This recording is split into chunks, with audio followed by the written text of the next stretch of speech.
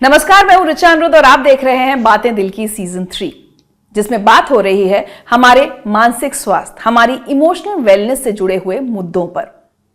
ये जो सीरीज है, ये एक इनिशिएटिव है स्लीप वेल फाउंडेशन और संजीवनी सोसाइटी फॉर मेंटल हेल्थ का, और इसमें हम तमाम ऐसे मुद्दों पर बात कर रहे हैं, ऐसे पहलुओं पर बात कर रहे हैं जो सीधे सीधे हमारी मेंटल हेल्थ से जुड़े हुए हैं। आज का जो मुद्दा है वो है सोशल मीडिया से जुड़ा हुआ। किस तरह से सोशल मीडिया पर हम क्या करते हैं या क्या नहीं करते हैं, उससे हमारे मानसिक स्वास्थ्य पर असर पड़ सकता है। क्योंकि अक्सर हमें ये लगता है कि हम सोशल मीडिया का इस्तेमाल कर रहे हैं, लेकिन कहीं ये सच तो नहीं कि सोशल मीडिया हमारा इस्तेमाल करने लगे। इन सभी पहलुओं पर चर्चा करने के लिए आज मेरे साथ जुड़ रही हैं संजीवनी सोसाइटी फॉर मेंटल हेल्थ से वॉलंटियर काउंसलर सुमिंदर कौर। सुमिंदर जी, बहुत बहुत स्वागत है आपका बातें दिल की सीजन 3 में। Thank you Richa. सबसे पहले मैं ये समझना चाहूंगी सुमिंदर जी कि अब हम सब जानते हैं सोशल मीडिया क्या है, आजकल तो बच्चा बच्चा जानता है, लेकिन as a mental health expert अगर मैं आपसे पूछूं, आप सोशल मीडिया को कैसे डिफाइन करती हैं? आपके लिए इसके फायदे क्या हैं और नुकसान क्या है? सोशल मीडिया रिचा एक प्लेटफॉर्म है या बहुत सी एप्स हैं जिससे हम एक दूसरे के साथ जुड़ सकते हैं। जुड़ाव जो है वो हर एक इंसान की ज़रूरत है। हम सोशल एनिमल्स हैं, तो एक दूसरे से कनेक्टेड रहना ये हमारे लिए बहुत अहमियत रखता है ज़िंदगी में। और ये प्लेटफॉर्म्स और ये एप्स जो हैं हमें एक नए तरह से जुड़ने का मौका दे रही हैं। तो ये तो हुआ कि this is what social media is. हानि लाभ दोनों हैं इसके। जैसे न्यूज़ है, इंस्टेंट उसी समय न्यूज़ मिल जाती है। जैसे कहीं पर अगर भूकंप आया तो इमीडिएटली वर्ल्ड ओवर सबको पता चल जाएगा कि यहाँ भूकंप आया, और आप ट्वीट पे या किसी भी माध्यम से उसको कंफर्म कर सकते हैं। दूसरी तरफ ये न्यूज़ इस तरह से इतनी जल्दी से फैलती है कि अफवाहें भी उसी जल्दी में से फैलती हैं। तो कहीं दो लोगों में अगर झगड़ा हो गया तो अगर वो फैल जाए कि ये दो समुदाय के लोग लड़ रहे हैं, तो वो उसी तरह से फैलेगी और शायद वो एक राइट का रूप भी ले ले। तो एक्सट्रीम दोनों तरह। दूसरा है इसका इंफॉर्मेशन अवेलेबल। कोई भी प्रश्न पूछना चाहते हैं, जानकारी चाहते हैं, उसे टाइप कीजिए और आपको तुरंत कुछ ना कुछ इन्फॉर्मेशन मिल जाएगी। दूसरी तरफ है इसकी मिस इन्फॉर्मेशन। आपने प्रश्न पूछा और इन्फॉर्मेशन के साथ साथ मिस इन्फॉर्मेशन भी आई, और वो आपको किसी भी गलत दिशा में भी ले जा सकती है। आपने एक जगह का रास्ता पूछा है, 10 लोग आपको उसका जवाब दे रहे हैं, तो कोई आपको गलत दिशा में भी दिखा रहे हैं। A third thing which is platform है ये, और इन प्लेटफॉर्म्स पे किसी भी जगह पर बैठा कोई भी इंसान अगर कोई नई कृति या कोई नया हुनर या कोई नई चीज़ बनाता है, कुछ नया आविष्कार करता है, तो इमीडिएटली आपको उसके बारे में पता चल जाता है। वो अपने आप को वो दर्शा देता है कि ये पॉसिबल है या ये हो सकता है, और दुनिया के किसी और कोने में बैठा इंसान उसको देख सकता है और उससे सीख सकता है। उसका दूसरा पहलू, इसी प्लेटफॉर्म को कुछ लोग क्रूअल्टी या दहशत वाले काम भी करके उसको भी दर्शाते हैं। तो जो चीज़ हमें एक पॉजिटिव चीज़ दे रही है, सीखने के लिए अपॉर्चुनिटी दे रही है, उसी तरह दूसरी तरफ हमें बहुत हिंसात्मक चीज़ों का भी, जो लोग उसमें बिलीव करते हैं वो हिंसात्मक चीज़ें भी दिखाते हैं। तो दोनों चीज़ें हमें इस प्लेटफॉर्म पे मिलती हैं। तो हानि भी है और फायदे भी हैं। तो अगर हम सीखना चाहें तो बहुत कुछ है समझने के लिए, सीखने के लिए, और दूसरी तरफ हम एक नेगेटिव वाइब और नेगेटिव न्यूज़ भी इसी माध्यम से लोगों तक पहुंचा रहे हैं। तो अगर हम अच्छी चीज़ें देख रहे हैं तो हम नया कुछ सीख रहे हैं, कुछ जान रहे हैं, अपने में ग्रोथ कर सकते हैं और नए तरह से जीने को भी जान सकते हैं। वेरएज़ अगर हम सिर्फ नेगेटिव चीज़ें देख रहे हैं, कहाँ दंगे हो रहे हैं, कहाँ कुछ ठीक नहीं हो रहा, किस तरह से जोखिम भरे काम कर सकते हैं, कि अगर हम उस तरह जाएं तो फिर हमें अपने लिए एक स्लाइडिंग रूट ले सकते हैं। तो उस मानसिकता से हम फिर इतने घिर जाते हैं कि वो एक स्पाइरल सा बन जाता है हमारे लिए, घिरता हुआ स्पाइरल, जो कि हमें नीचे ही ले जाता है। तो मुझे बताइए, अगर कोई व्यक्ति पहले से डिप्रेशन से या किसी भी मेंटल हेल्थ इश्यू से जूझ रहा है ऑलरेडी, और वो सोशल मीडिया पर है, वो कितना और वल्नरेबल हो जाता है, क्योंकि वहाँ पर ट्रोलिंग भी हो जाती है। भाई आप मोटे लग रहे हैं, अरे कितने काले हो गए हो, पतले हो गए हो, इस तरह के कमेंट्स, या फिर आपने अपनी कोई पॉलिटिकल ओपिनियन डाल दी उस पर आपके बारे में, आपने कोई रिलीजियस ओपिनियन डाल दी उस पर आपकी ट्रोलिंग तो आजकल हर चीज़ पर हो सकती है। किसी को आपकी लिखी बात पसंद नहीं आई तो वो आप पर अटैक करेगा। कुछ लोग उससे डील कर लेते हैं। मैं तो हर वक्त, हम लोग being a public figure we are there, और बहुत अच्छा भी सुनने को मिलता है, बुरा भी सुनने को मिलता है। लेकिन अगर कोई ऑलरेडी एक मेंटल हेल्थ इशू से जूझ रहा है, उसके लिए और कितना डेंजरस हो जाता है सोशल मीडिया। जब आप खुद से एक लो फेज से गुजर रहे हैं, तब आपको चाहिए कि कोई आपको सपोर्ट दे या कोई आपके साथ हो। और जब इस तरह के नकारात्मक आपको मैसेजेस मिलते हैं तो आप उससे और दब जाते हैं, आप अपने आप को और कमज़ोर और नॉट सो गुड महसूस करते हैं, और इसमें से फिर अपने आप को उभारना एक बहुत ही मुश्किल चीज़ हो सकती है। तो it can be very dangerous and sometimes very harmful.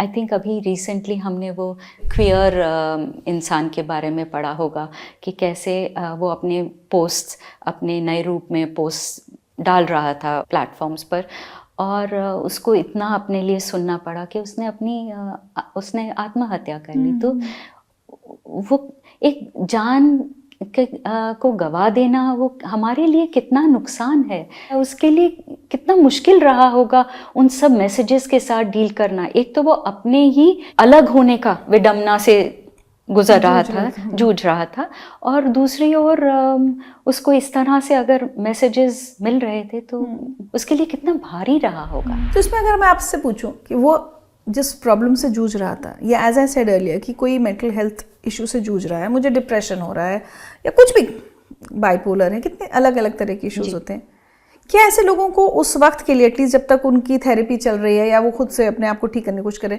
Social media से दूर रहना फ़ायदेमंद है? क्योंकि इसका दूसरा पहलू ये है कि मैं बहुत उदास हूँ, दुखी हूँ, ये हूँ, लेकिन फिर मैं 5 मिनट बाद जाकर फेसबुक पर एक पोस्ट डालूंगी जिसमें मैं बहुत खुश दिख रही हूँ, तो वो भी बहुत फेक है। उसका भी मेरे मानसिक स्वास्थ्य पर असर पड़ सकता है। तो क्या करना चाहिए अगर आप कोई व्यक्ति अपने बुरे दौर से गुजर रहा है, तो चुपचाप सोशल मीडिया से दूर हो जाए, बजाय इसके कि झूठी खुशी दिखाने की कोशिश करे? आपकी बात बिल्कुल सही है रिचा, क्योंकि ये तो फिर एक वही स्पाइरल हो गया ना। अगर मैं इन चीज़ों से जूझ रही हूँ और वापस थोड़ा सा फील गुड करने के लिए अगर मैं स्क्रॉल कर रही हूँ, तो वो कुछ समय के लिए तो मुझे राहत देगा, पर फिर बाद में उसी स्पाइरल में मैं अटक रही हूँ, क्योंकि बार बार मैं उसी तरह के पोस्ट देख रही हूँ और वो मुझे और नीचे ही खींच रहा है। तो सही रहेगा जब मुझे पता है कि मुझे कोई चीज़ नुकसान दे रही है तो मैं अपने आप को वहाँ से हटाऊँ। तो सबसे पहले ये ज़रूरी है कि आप जानें कि आप एक मानसिक तनाव से गुजर रहे हैं और इसमें आपको मदद लेनी है या चाहिए, तो उसे मांगे। पहले दोस्तों से, आसपास के आपके अच्छे निजी दोस्त जो आपको अच्छी सलाह देते हैं। अगर यहाँ पे राहत नहीं मिल रही तो अपने लिए काउंसलिंग सीख करें, अपनी बात कहें, अपने आप को समझें, ताकि आप उस चीज़ से जूझने की ताकत पा सकें और उसमें से अपने आप को निकाल सकें। और ये सब तो चलता रहेगा, जो पोस्ट हैं ये लगातार चल ही रही हैं। जितना आप इसमें अपने आप को उलझाएंगे उतना उलझते चले जाएंगे। सो इसमें से निकलिए, अपने आप को टाइम आउट दीजिए। आपको लगता है कि थोड़ा सोशल मीडिया उस समय बंद करना या दूर रहना आपके स्वास्थ्य के लिए ठीक रह सकता है? बिल्कुल। जिस तरह से कभी अगर हम डायबिटीज से अफेक्टेड हैं और शुगर लेवल हाई जा रहा है, तो आप उस समय मीठे का सेवन नहीं करते हैं। आप अपने आप को चाहे डॉक्टर के कहने पर या अपने आप को आप उस चीज़ से परे रखते हैं जब तक कि एक सेटल्ड लेवल पे ना आ जाए। सो इसी तरह। तो कभी ऐसा होता है कि जैसे आपके साथ कोई क्लाइंट कि आप थेरेपी कर रही हैं और आपको ऐसी ज़रूरत महसूस हुई कि उनकी ज़िंदगी में हो सकता है प्रॉब्लम कुछ और रही हो, चल रही हो, ज़रूरी नहीं कि सोशल मीडिया की वजह से चल रही हो, लेकिन आपको शायद ये अर्ज हुई हो कि इनसे कहें कि थोड़ा टाइम सोशल मीडिया से दूर हो जाओ, this might help you? In fact yes, जैसे अभी रिसेंटली एक क्लाइंट आए जिनको अपने करियर में काफ़ी प्रॉब्लम्स हो रही थी, उन्हें वहाँ से निकलना पड़ा, अपने जॉब से निकलना पड़ा, क्योंकि वो अपने सबमिशंस नहीं कर पा रहे थे। और पूछने पर पता चला, उन्हें लगा कि मेरे पार्टनर के साथ इश्यूज़ हैं, तो मैं उसमें उलझा हुआ हूँ। पर जो समय पार्टनर के बगैर था वो सारा समय सोशल मीडिया पर बिता रहे थे। जो समय उन्हें अपने सबमिशंस या अपने काम पर बिताना था, वो उससे अपने आप को डिस्ट्रैक्ट करके इस मीडिया का इस्तेमाल कर रहे थे। पार्टनर की प्रॉब्लम थी, जो काम की प्रॉब्लम थी, वो दोनों वही रही। सारा समय सोशल मीडिया पर रहा। इसे हम एक अपने आप को छुपाने का जरिया जैसे बना लेते हैं, इसमें अपने आप को ड्राउन कर लेते हैं। ऑस्ट्रिच के जैसे अपना सिर जो है सोशल मीडिया में घुसा देते हैं, ताकि और प्रॉब्लम्स में हमें अपने आप को उनको देखना ना पड़े और उन पर काम करने की ज़रूरत ना हो। पर उसमें क्या नुकसान हुआ कि इसको उस जॉब से अपना हाथ धोना पड़ा। और अब एक नई उलझन में है कि अब मैं अपने आप को कहाँ पर लेके जाऊँ। How do I find stability economically. कहाँ की चीज़ हमने किस चीज़ में दबा दी और एक नई प्रॉब्लम को भी अपने लिए बर्थ दे दिया। एक बात बताइए, कुछ साल पहले तक चाहे डॉक्टर्स हों चाहे मेंटल हेल्थ एक्सपर्ट्स हों, सिगरेट, अल्कोहल के एडिक्शंस पर काम कर रहे थे, एडिक्ट्स के साथ काम करते थे। सोशल मीडिया एडिक्शन कितना बड़ा हो गया है आज आप लोगों के लिए इशू एज प्रैक्टिशनर्स? आपने सही कहा, वाकई में ये एडिक्शन हो गई है। आप कहीं पर भी निकल जाइए, आपको लोग अपने फ़ोन पर दिखेंगे।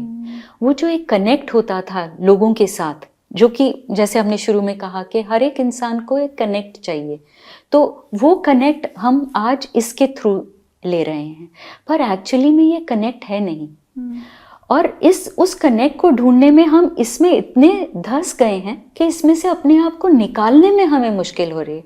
और ऋचा, ये औरों की नहीं, मैं कहूँगी कि मैं खुद से अपने आप को जब भी सोशल मीडिया पर पाती हूँ तो लगता है पता ही नहीं चलता कि कितना समय निकल गया। जब आंखें दुखने लगती हैं या जब ध्यान आता है कि भूख भी लगी है, तब हम उसमें से अपने आप को निकालते हैं। तो एक्चुअली एक एडिक्शन है, और ये एडिक्शन पूरी दुनिया में जैसे फैली। बट आप लोगों को जब आप प्रैक्टिस कर रहे हैं, क्लाइंट्स आ रहे हैं, तो आपको ऐसा लग रहा है कि भाई 4 साल पहले जितना था केसेस बढ़ रहे हैं, एडिक्शन, सोशल मीडिया एडिक्शन लगातार बढ़ रहा है? और युवकों में ज़्यादा, स्कूलों में ज़्यादा, और ज़्यादातर पेरेंट्स यही आके कहते हैं कि हम क्या करें कि हमारे बच्चे फ़ोन्स को नहीं छोड़ते हैं। तो ये एक लत या एडिक्शन बहुत जल्द से, बहुत कम उम्र से लग रही है, और इसका हमें बहुत ध्यान रखना होगा।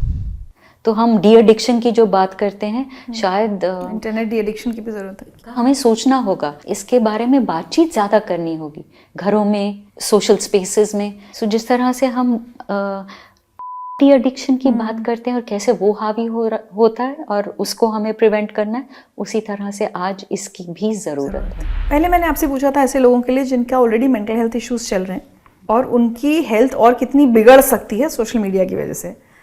अब हम सब कोई, जिसको ज़रूरी नहीं कोई मेंटल हेल्थ इशू हो, लेकिन कभी कभी मैं सोचती हूँ कि क्या इसकी वजह से मेंटल हेल्थ इश्यूज खड़े हो सकते हैं। मैं देखूं, अरे मेरी फ्रेंड ने ये बड़ी गाड़ी ले ली है, अरे अच्छा इन्होंने इतना सुंदर घर ले लिया, मेरे पास तो इतना सुंदर नहीं है।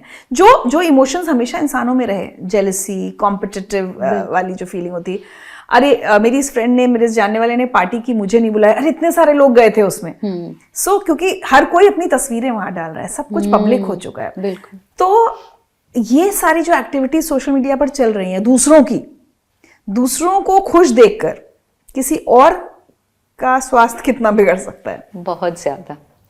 नॉर्मल है। वो याद है एक ऐड होती थी, इसकी कमीज मेरे से ज्यादा सफेद कैसे। हाँ।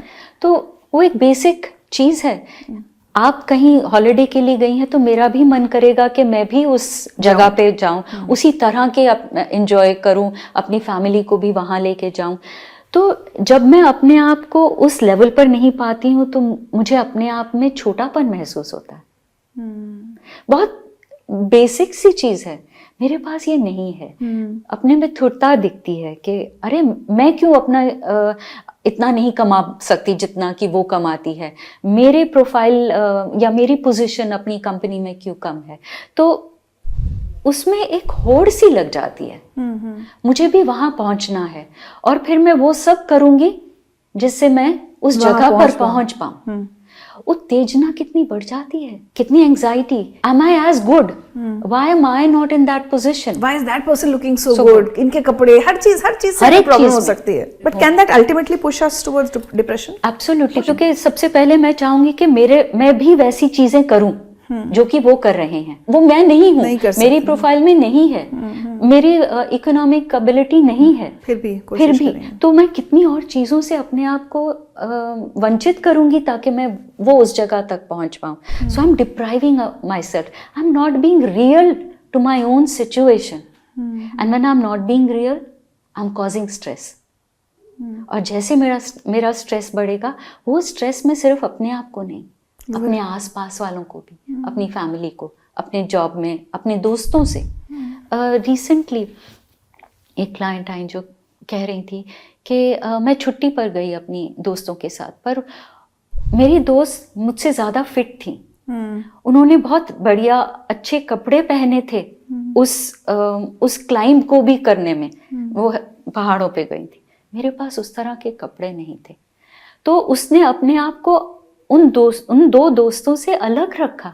वो वहाँ खुशी मनाने या अपने फ्रेंड्स के साथ टाइम स्पेंड करने गई थी, पर नहीं कर पाई, क्योंकि सारा समय उनका मन इसी में रहा, मैं इनके जैसी नहीं हूँ। और ये बढ़ गया है जब हमें लगता है कि हम ये तस्वीरें हम फेसबुक पर डलेगी, ये तस्वीरें, तब लोग क्या कहेंगे, ये भी बहुत हो गया। जी, तो मेरी तुलना उनसे होगी और मैं और चीजें अपने बाहर के दोस्तों से सुनूंगी, तो ये अगेन एक स्पाइरल बनता जाता है और ये मुझे धंसता रहता है, उसमें अपने को घेरे रखता है।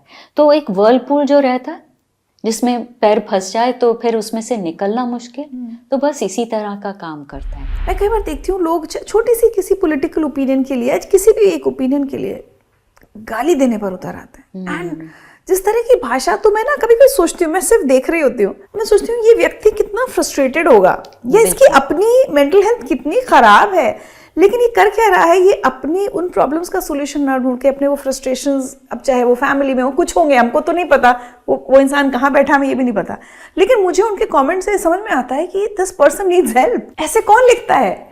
लेकिन अब भरमार हो गई इस तरह के कमेंट्स की फेसबुक पर। तो वो जो एक रिस्पेक्ट थी डायलॉग की, वही नहीं रही है, और हम अपनी भड़ास इन प्लेटफॉर्म्स पर निकाल रहे हैं, किसी को चोट पहुंचाना चाह रहे हैं, अपने कोई पुराने जैसे कि हिसाब चुकाना चाहे। तो आपने सही कहा कि उसकी मानसिकता कितनी कमजोर होगी कि वो इस तरह से अपने जो विचार है वो प्रकट कर। मुझे लगता है ऐसे लोगों को मदद की जरूरत है। बिल्कुल, और उसका असर दूसरों पर जो इनका शिकार है उस पर कितना गहरा हो सकता है। एक क्रिकेटर हैं, यंग हैं, रिसेंटली उनको चोट लगी और उन्होंने अपने आप को क्रिकेटिंग से कुछ समय के लिए हटा लिया। कितने सारे उन पर कमेंट्स आ गए कि वो देश का नुकसान कर रहे हैं, उन्हें इस तरह से अपने आप का ध्यान रखना चाहिए, he is a cricketer, he needs to take care of himself and be on the field. वो इंसान अपनी चोट को ठीक करने में लगा है, क्या फिजियोथेरेपी और स्पेशलिस्ट उनके पास जा रहे हैं, उनको खुद को ये बुरा लग रहा है कि वो अपनी टीम को रिप्रेजेंट नहीं कर पा रहे,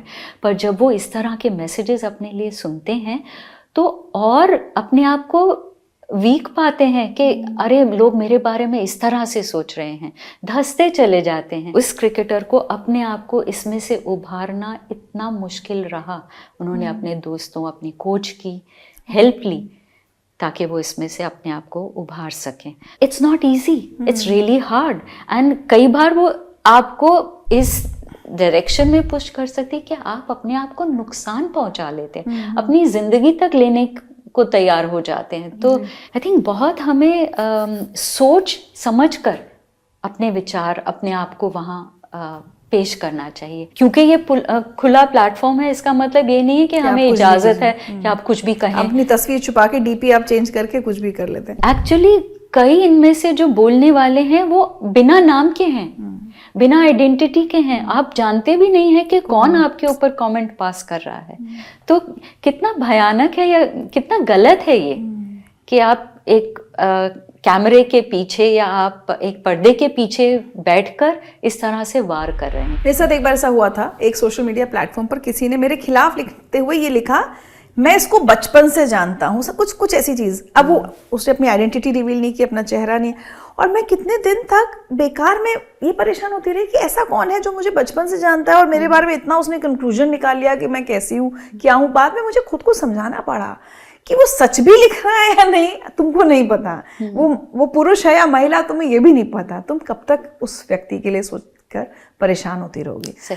लेकिन सुमिंदर जी, मैं ये सोच रही थी कि शायद जो लोग पब्लिक स्पेस में होते हैं वो अपने आप को स्ट्रॉन्ग बना लेते हैं कि भाई इतने लोगों का ध्यान नहीं रख सकते हैं, लेकिन जो कोई और है, और स्पेशली मुझे कई बार युवाओं की और लड़कियों की, बच्चियों की बड़ी चिंता होती है कि बॉडी शेमिंग है, बुलिंग है, जो पहले हम लोग आमतौर पर ऐसे ही सुनते थे कि ठीक है 4 बच्चे खड़े, अब सोशल मीडिया पर वो सारी जो चीज़ें, गलत चीज़ें जो रियल लाइफ में हो रही थी वो अब सोशल मीडिया पर भी हो रही हैं, और वो मुझे लगता है और डेंजरस होती जा रही है। एक्चुअली बहुत सैड है ये जो चीज़ें हमें, जब हम छोटे थे और हमें कहीं जाती थी अपने मोटापे के बारे में या अपने रंग के बारे में, तो हमें कितने दिनों तक किसी के भी कहने पर बुरा लगता था। पर उससे भी सैड ये है कि अब ये कमेंट्स, इस तरह की बातें हमारे साथ हमेशा हमारे ऐप्स पे रहती हैं, और ये बार बार हमें इन चीज़ों के बारे में बताती हैं, और इसमें से फिर निकलना, अपने आप को उभारना बहुत ही मुश्किल हो जाता है। और ये असर है उन पिक्चर परफेक्ट इमेजेस का जो कि हम अपनी ऐप्स पर देखते हैं, और वो हमें बताते हैं कि इस तरह से दिखना ज़रूरी है, तो वो सब अवेलेबल है। पर हम जो इनको देख रहे हैं, हम नहीं जानते, हम भूल जाते हैं कि इन पिक्चर्स को डॉक्टर किया गया है, इन्हें छेड़ा गया है या इन्हें ऐसा बनाया गया है। वास्तविकता में ये ऐसे नहीं है, पर उन पिक्चर परफेक्ट इमेजेस को देख के हमें लगता है हमें भी उस तरह से होना चाहिए, या और हमें याद कराते हैं या बताते हैं कि देखो तुम वैसी नहीं दिख रहे। तो उस कोशिश में लगे रहना कि हमें उस तरह से दिखना है, एक कितने मिराज उसकी तलाश है। हम उस चीज को अपने लिए ढूंढ रहे हैं जो वास्तविकता में है ही नहीं, और अपने आप को उस पर जैसे प्रताड़ना करने कि ये भी नहीं है मेरे पास, ये भी नहीं है, उस तरह के कपड़े नहीं हैं, उस तरह की लुक्स नहीं है, और फिर एक होड़ लग जाती है उस तरह का मेकअप बनने की, मेकअप होने की, उस तरह के अपनी सीमा से बाहर उन चीज़ों को अपने लिए लाने की। अब हमने सारे सोशल मीडिया से जुड़े, मुझे लगता है सारे पहलुओं, सारी प्रॉब्लम्स पर बात कर ली।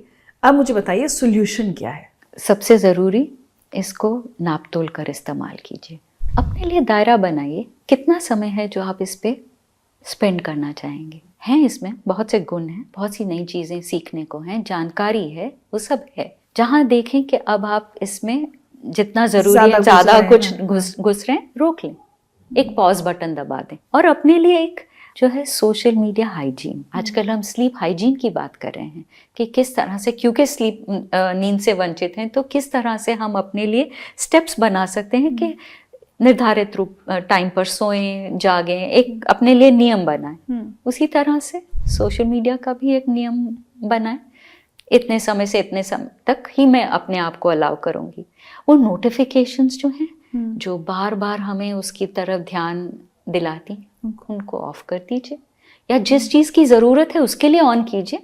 हर एक समय उसको ऑन करने की ज़रूरत नहीं है।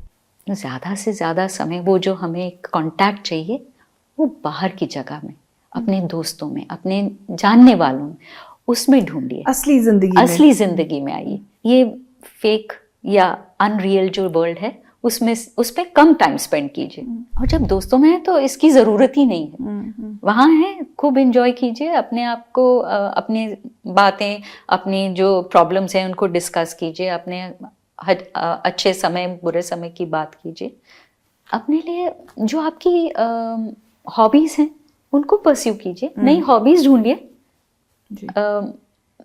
इतना सब कुछ अवेलेबल है, कितना नया सीखा जा सकता है। कितने सारे क्लब्स हैं, जैसे कि बुक रीडिंग क्लब्स, अपने दोस्तों के साथ या उन दोस्तों से और दोस्तों के साथ मिलकर नई चीज़ें सीखे। गार्डनिंग का क्लब, कुछ नया तकनीक सीखने का क्लब, ये आपके लिए एक टूल है, इसको इस्तेमाल कीजिए, पर अपने फ़ायदे के लिए, अपने नुकसान के लिए नहीं। जहाँ लगे कि ये मुझे अपने आप को नीचा मैं महसूस कर रही हूँ, वहीं रुक जाइए, कुछ ठीक नहीं चल रहा, अपने आप को निकालिए। बहुत ही अच्छा डिस्कशन रहा ये सुमिंदर जी, लेकिन मैं चाहूँगी कि चलते चलते कोई भी हमारे ऐसे व्यूअर्स हैं जो किसी मेंटल हेल्थ इशू से गुजर रहे हैं, और हम में से बहुत सारे लोग के पास समझ भी नहीं पाते कि हमें कोई प्रॉब्लम है, और कहीं ना कहीं उनकी प्रॉब्लम का कनेक्शन सोशल मीडिया से हो सकता है।